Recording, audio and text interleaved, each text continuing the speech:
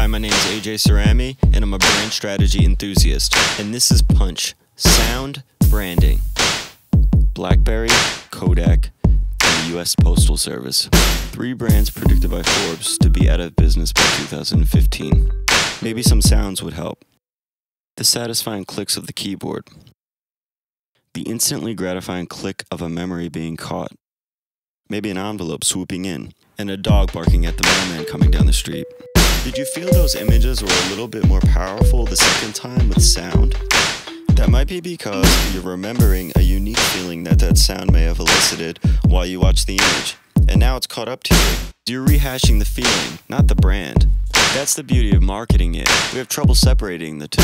This is an example of echoic memory, which is sound, and it lasts 2 to 3 seconds longer than iconic, which is seeing a visual. Has someone ever told you something and you respond with, "What?" and then you hear what they said just as they begin repeating it? That's echoic memory. While sound echoes in the mind before it's actually comprehended, the eyes scan over images multiple times per second, reducing its sensory impact. This is a BlackBerry campaign framed to show the easy-to-use and straightforward functionality of a physical keyboard to optimize the productivity in the demanding lives of hip young professionals. At the end, I've added the warm typing sound that's so synonymous with the BlackBerry logo.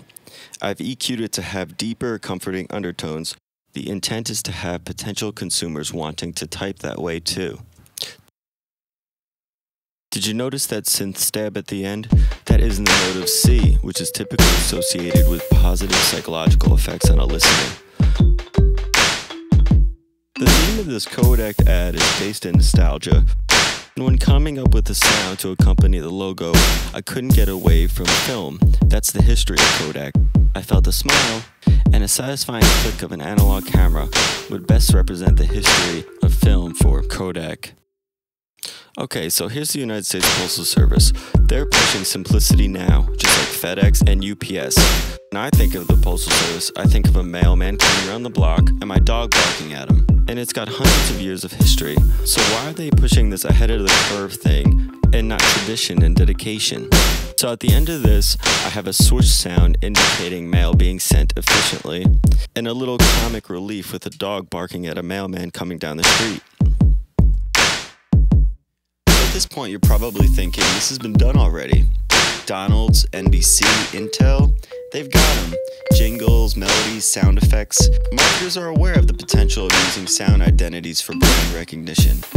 They know the psychological effects of music on people, but current sound identities that use ambiance and music stretched over advertisements become redundant. That's meaningless and irrelevant to the listeners. It's similar to what happens when our eyes scan over an image multiple times a second.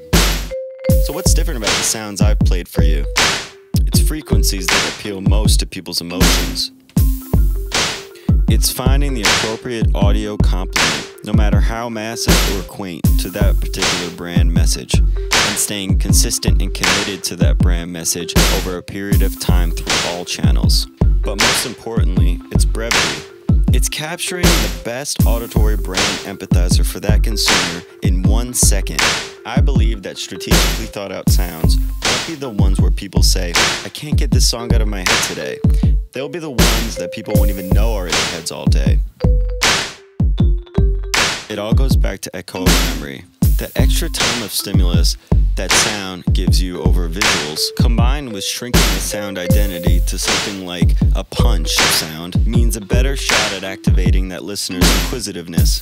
That equals more time engaged with that brand, which equals a better chance at that brand building a relationship with a new consumer.